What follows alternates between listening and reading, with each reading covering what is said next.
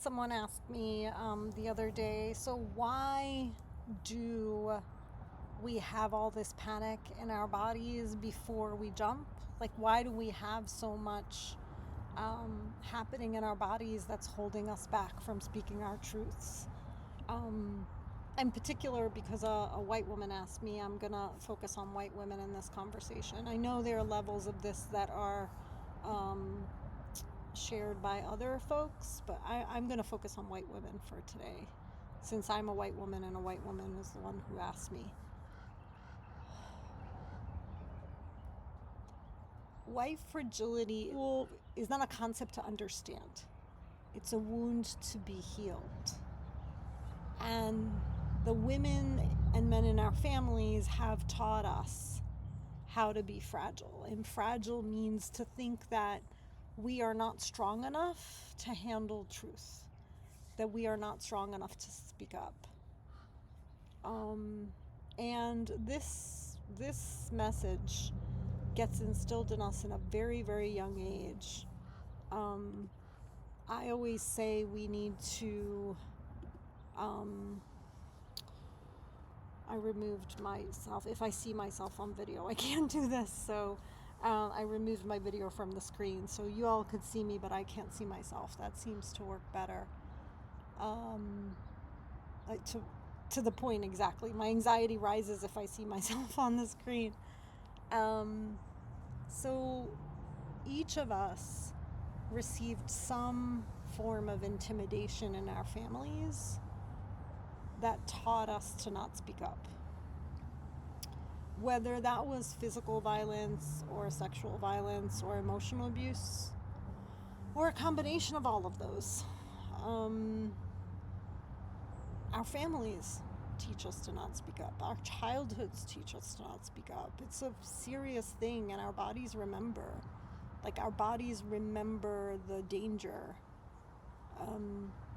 So I would say, I often think in threes. So I would think about three levels of the danger here. One is whatever violence we received as children. Two, I think there's a primitive layer to this about our fear of being left out in the cold. And because as white folks, we lived in northern climates that were colder and didn't have abundance of food in the winter, to be cast out by the community meant to die. And I think there's a part of our cellular memory that remembers that. And the other piece, I'll say it, is this. I mean, it's part of the violence, but there's also intimidation. Like, the widespread use of guns among our people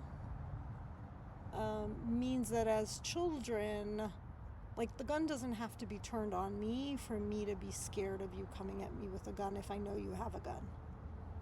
So I'm thinking about a person in my family who had many in my extended family and who showed them to me at a very, very early age. And I remember being traumatized by that.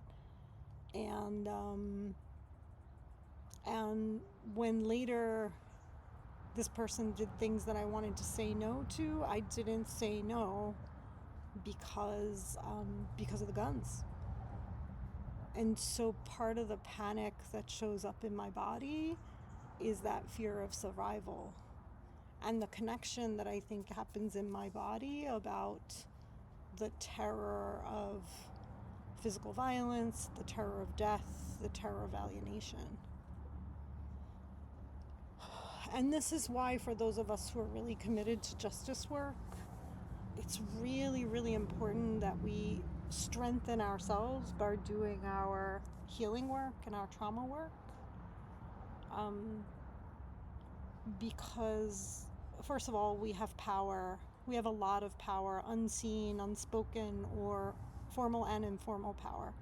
And if we're not aware of how we conduct ourselves in our bodies, it's too easy to go off on a trigger and have ripple effects on other people because we're not aware of our power. Well, that's another video, some other time. And so being aware of our power also means, when are we operating from a trigger versus what are we operating from what's actually real and true in that moment? And to sort out the boundary between the two, we have to have done enough healing work on ourselves to know exactly what is getting triggered at any given moment.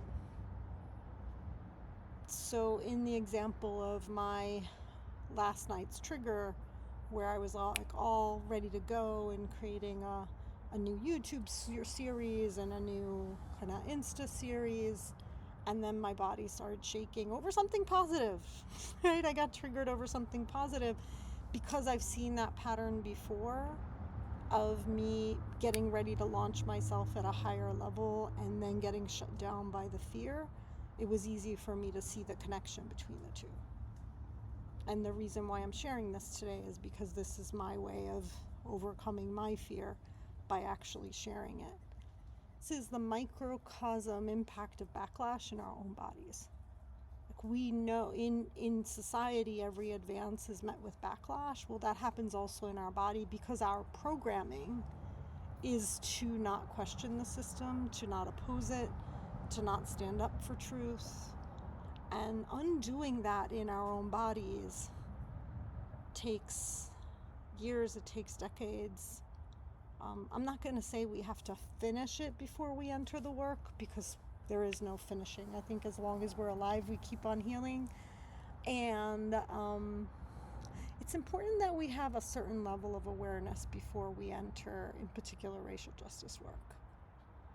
Because if we don't have that level of awareness, it's too easy to just either do harm. It's too easy for the victim mode to get re-triggered, and oftentimes the way people who are victims react is as persecutors, because they're trying to escape other experiences of victimhood. So my invitation is that you, if you're in the work, whether you're early on or halfway there, or even if it, like, make sure you have your healing people around you, your healing community that combines the mental and the somatic, so that we can become more and more aware and more anchored in our inner power. So the external starts dimming and has less power when we are really rooted in who we are. That's it for today.